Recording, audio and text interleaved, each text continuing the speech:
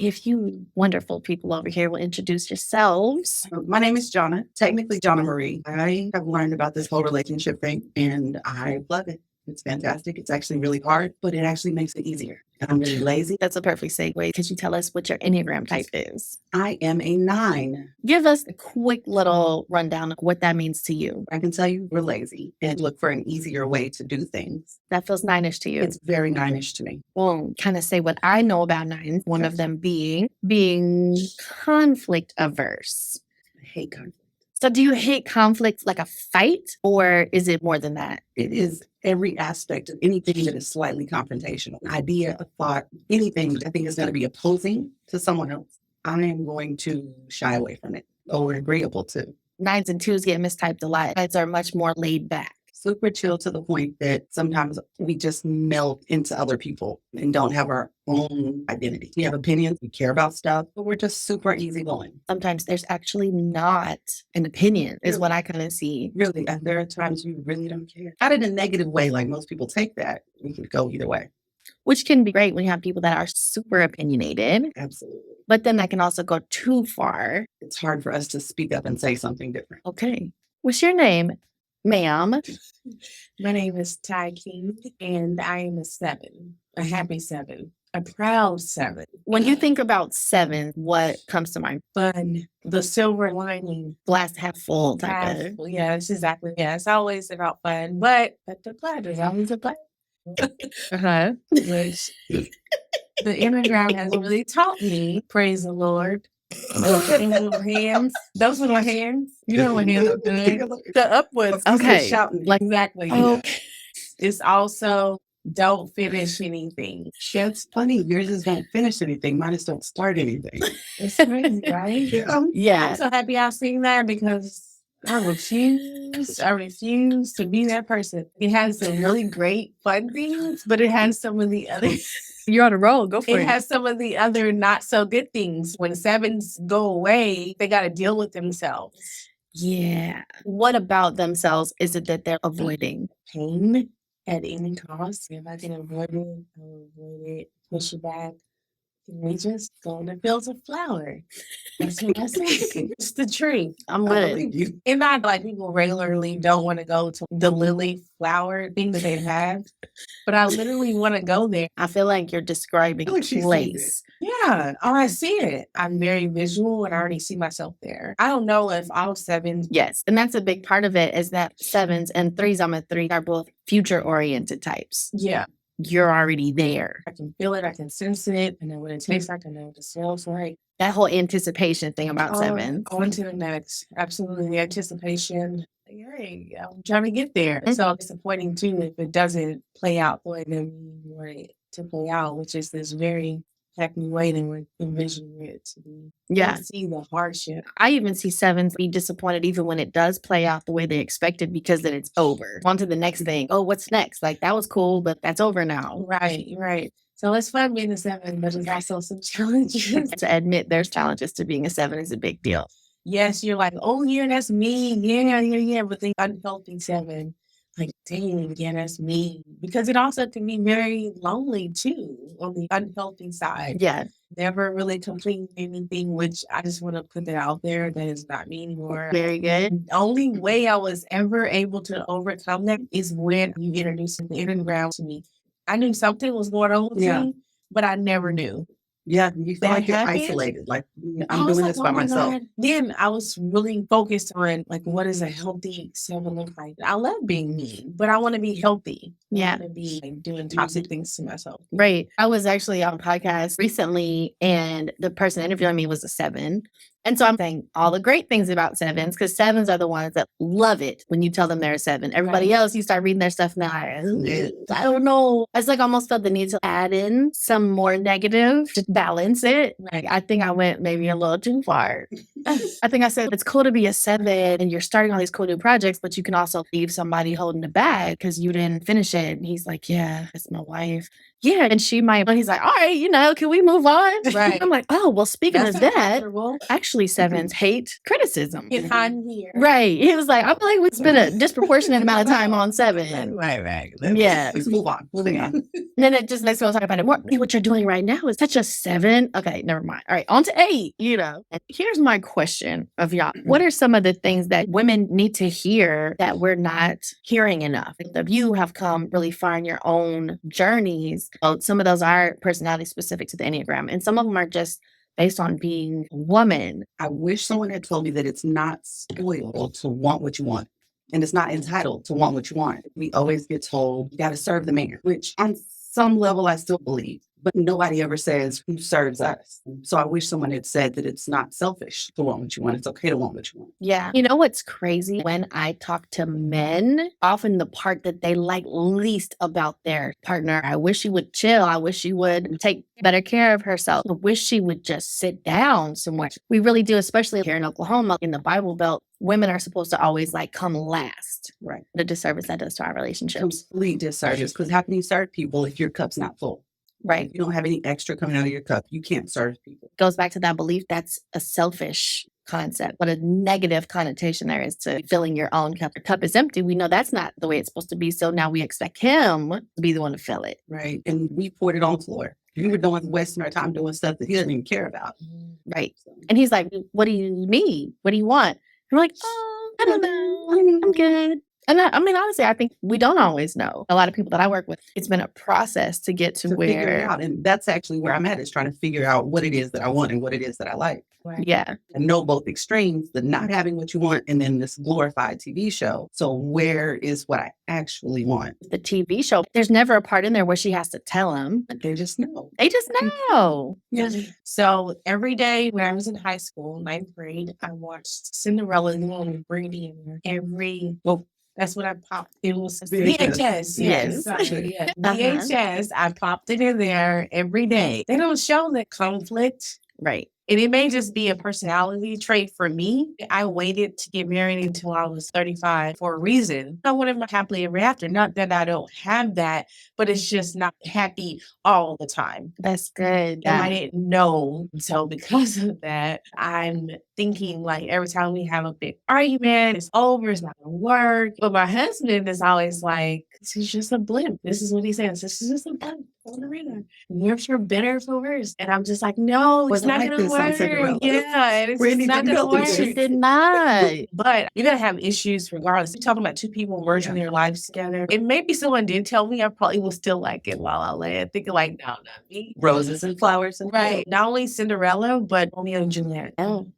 I know. You were in there deep. So deep. Those are made to draw us in to think, I need a love like that. Exactly. Those are just such perfect examples of things that we were presented with before we were old enough to really know. Yes. He's chasing her around town, trying to find, you know what I mean? Or he's climbing up the balcony and risking his life. He gotta have you. And what did either of these women need to tell him to do? You're not gonna say nothing. They didn't even tell him. If they were playing a certain part of what we would call the feminine energy that created the space for the prince to be the prince. All the people in this room, we all are career-driven people. Lies. No, I'm just saying we are, but the theory of that is lies. But I know this now. We don't really want that. I don't really want that. I am outside of the house. Yes. But when I come home, you better pray. I just need my man to be a man. In some relationships, I can see that being flipped. If the male has the more feminine energy and the female, it's not man, woman, it's masculine and feminine. Listen. Yes. I want to be a woman. Thank you. I just really want to be a freaking woman. Right. And that goes back to okay to want what you want, don't want what you don't want. Men do that. They say what they want. They say what they don't. It doesn't mean that they're always going to get it, but they sleep when they're tired. They're going to do the things that are important to them, no matter what else is going on. Why do we put ourselves in such a different position? I didn't know there was another position to be in, but then I get resentful if I'm not getting my needs met. Right. Having a full cup. Nobody ever told me I got to fill that up somehow. Right. It magically refills. Right. No, don't know how. They didn't tell us how. I mean, Not out of down there. Not down there. In the cut. Okay. And Down there. Wow. And that's just so much easier. She's a 7. she Okay. is. For the record, she's not dry down there, everybody. Okay. It's just the whale. Just trust me. Oh my gosh, y'all making me blush. All right. We left off at a really crucial part of our conversation. John and Marie, like you got somewhere like deep to take it. So Listen, go for it. That's Yeah. what us 9s do. They Go go for together. it. Yes. You go from unhealthy to healthy, Uh-huh. and you can be anywhere on that. You draw people to you that are going to be at your same level of health. Uh-huh. Learn about the masculine, feminine, and figure out exactly what you want. Mm-hmm. Then you're getting what you need. Well, wait, let's back up a bit. Okay. I don't think a lot of people or men, let's just call it out there, Mm. really understand how it's connected. You meet my needs with these things. Yeah. And I'm able Yes. to do these things. And when you're ready to, and then you got it. You got it. And then you ain't got no problems. The whole sex component of my course, recognizing like just how little we as women know about Just the physical structure. just what things are called, like let alone our minds and our needs and our emotions, like the Bible Belt thing of I'm nothing, like I bow to you. And not just him, the kids too. Virtually anybody, you give everything away to and get frustrated because nobody is serving us, but we haven't asked for that. Yeah. Dr. Pat Allen specifically says prioritize your own needs over anyone over the age of 5. Mommy has to be okay. I just went through a really bad breakup. I've been really short-tempered, and I talked to my daughters about it. I explained it to them. Like, I'm going to try to not take it out on you guys. I just need y'all to leave me alone right now. This is the first time in life I've been able to put myself first and let them know where I'm at and not try to hide my stuff. Even if I'm trying, I'm faking and they feel it. Yeah. And they're old enough to understand, okay, you just leave mama alone. Man. And Right. kids know. Yeah, they do. People laugh at me, but like I've always been someone who, when my kids were little, put them in daycare all the time. I know me. I am not the type of person who can have my kid all day, every day and be a sane human. I would rather have you in the evening and I like me and you like me Right. and I can treat you well. That's not a popular position. Somehow there are people out there that actually want to have their kids all the time. They exist. They want to change all And the there's nothing diapers. wrong with that. I mean, I There's think they're like a not. leprechaun. And I mean, that's the hardest job. This is something I did.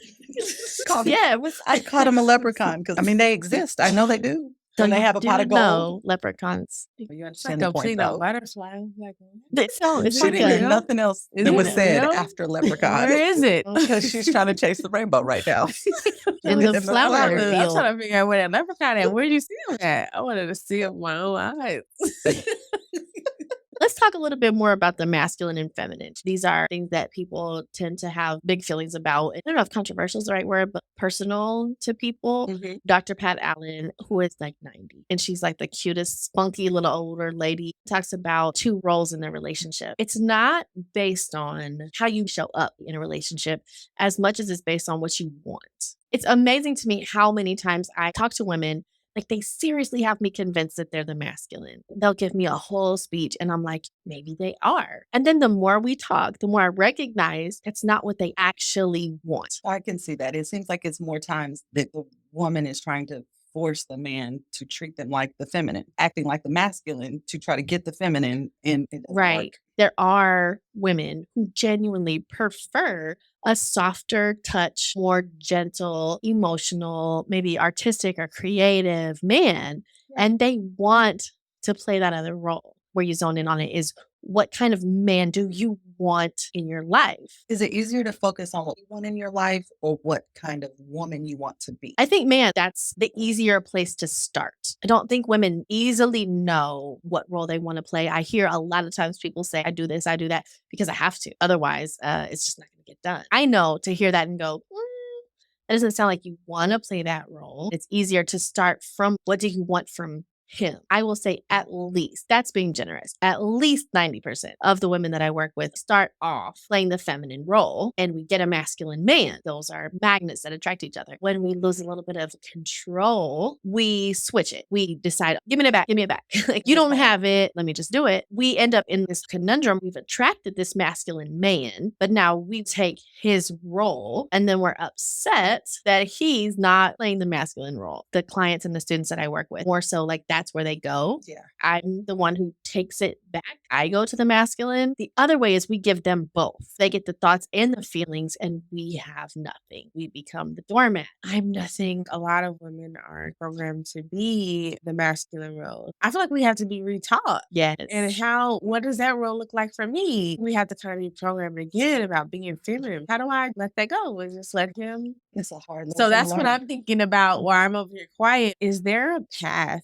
How do I Okay, be so- feminine again? Yeah. So this is a hard pill to swallow. So just follow me there. It's going to sound terrible at first. You let him make the decisions unless it goes against your morals and values, feels bad to your body, or it doesn't serve you.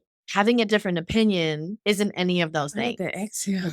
Yeah. Listen, should've told you, keep doing it. Hyperventilating. You're kind of It's- IMSA over here. But what do you get? You are prioritizing your emotions, ultimate veto power. I feel like I'm gonna be vetoing a lot of stuff because I don't like a lot of things. It's not about don't like. I don't like. Okay. You don't have to like it. Negatively impacts you. Us. You. Us. Who's What us? about us? Who's us? Me and you, my family. Oh no, just you. You're only responsible for you. Let's back up a little bit. Okay. Yeah, it's a whole mindset shift. Yeah, it And- really Okay, so is. Listen. let's go to financial because that's what I. Specifically financial. Yeah. Okay. Yeah. Hey, you're gonna make decisions. This is what you choose. I don't like it, hmm but it doesn't feel good to me. I don't think this is a decision. Emotionally, Futuristic. it's only emotion. Okay, so So that's feeling. a whole nother thing because nobody Okay. else taught us how to do that. It doesn't feel like this is a good decision. Jonna, I don't know the feeling words. I know I stole your card a long time ago. you did. It had a list of all these amazing feeling words. There are 8 core emotions. Mhm. So if it's not one of those, you don't get to just say, I don't like it. Everything you're doing feels wrong. It's going against everything you learned, everything you think, You everybody's better told you preach. about what makes a positive relationship. All wrong. You got to break all that down. You got to break So- it down to build it Mhm. back. It's not serving you as is. Right. Okay, this is my question. How do I make him? I don't want him to destroy us. But you can't make him do Okay, anything, I though. don't want him to financially lead us down the wrong path. I feel like I'm the one who helps us to get to the right path financially. Uh-huh. So what do I do? A formula to make sure that doesn't happen. Okay, so She said, Really? What is the algebraic equation? well, it's See, a that's real For concern. real. We're not recognizing there's a cost on the other side. Yes, you probably do know better, Yes. right? Not just you, women in general. There's a lot of things we probably do know better. There's also a cost to intimacy on the other side of that. I have to choose to value our connection. Take a breath. Over financial health. Oh no. I'm sorry. It's But- hard. What does it serve you to have your finances be a good place and your marriage to be in shambles? Hold on, wait, back up. Let's just talk about this. Are you saying that Uh-huh. I can't have financial health and Mm-mm. also okay. That's not what I'm saying. Okay, good. What I'm Woo. saying is Tell me something. you can't control it. I can't control it. I have to let him control it. Yes. But who's gonna teach him how to make sure he helps? But I was- gonna teach him? Men will figure it out. I think they No. will figure it out.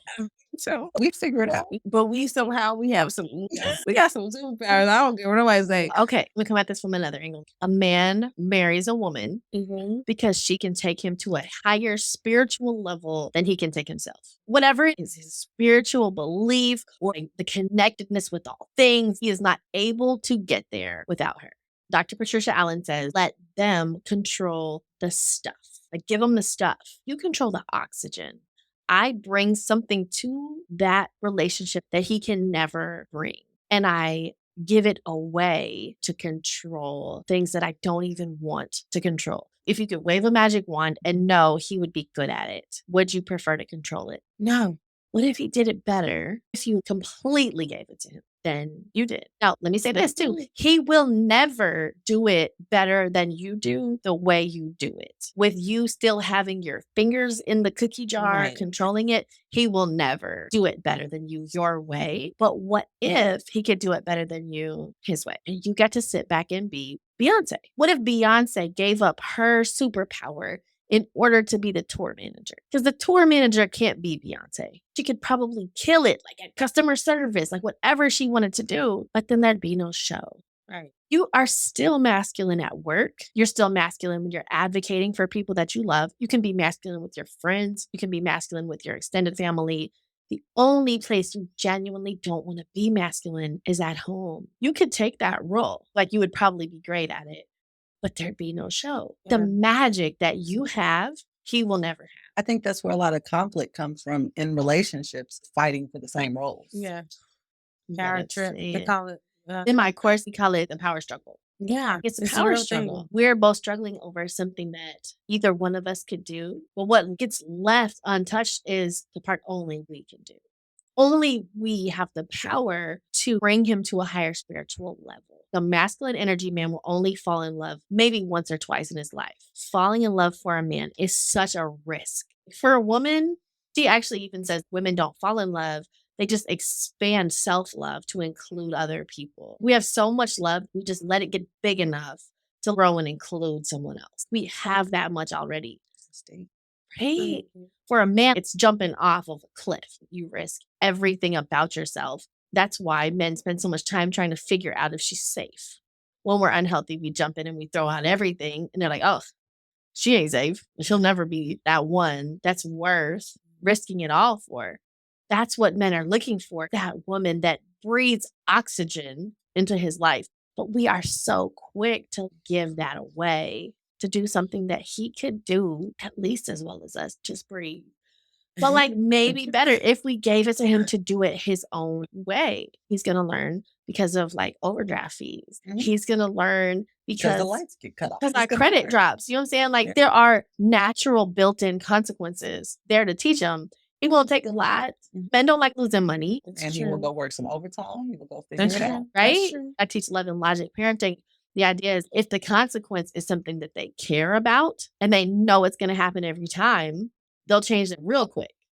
But if it's mommy yelling, they don't care. Especially if mommy might yell sometimes, she might not yell the other times. Or mommy yells all the time, so it doesn't matter anyway. Right. Surely no men will listen to this, right? I Yeah. can just say this to women. You know, our power is so much stronger when we give men back the power that's theirs when it comes to checks and balances. I think of women as a president and he's Congress. He writes the rules and we say yes or no. We can veto it or we can sign it. Could a president sit down and write laws? Sure. But he has better things to do. Right. And he's gonna slip and trip. He's gonna figure it out. Especially when you give him genuine support. I will say it starts off awkward. It starts off feeling insincere, but it does become genuine. You get to a point where you go, you got it. You got it. Okay, so we're at home tonight. I want you to be masculine, and I want my thought. We're not I was saying gonna say, that. don't tell them that. No. No, I wouldn't say that. What does that look like? Do I introduce this concept to him? Do I just let things fall as they may? Do I say, hey, I want you to take over the finances now? What I do is teach women how to do their part and their power without ever having to explain to him what you're doing. What that looks like for me and for the women that I teach is teaching yourself to focus on the feminine power and the feminine energy. It isn't necessarily something you can teach yourself if you don't know. Learning how to actually experience emotions through your body. Because you are naturally feminine, you have probably naturally attracted someone who's masculine. He won't blah, blah, blah. He won't do this. He won't do this. Well, yeah, that's because you're doing it. Instead of, okay, here's how I want you to be the masculine energy, focusing on yourself when you leave that role, he'll step into it automatically. I feel like I need to try this. Say that again. Because I feel like I've tried everything else. I think that's a great place to be. Yeah. When you're at the point, nothing else is working. Right. You need something to change. Yeah. That's what I desire it to be. I want to be feminine. Like, But you you're masculine. cannot be both. And there's always that scary chance that you will give him that full power and that responsibility and he won't step up to the plate. But you will never know unless you give it to him. It's more of a letting go process than it is of like a learning something new process. Yeah, I can definitely see that. Don't even worry about what you tell him. Don't even worry about what you expect from him. Focus on you and what you can do to play your role.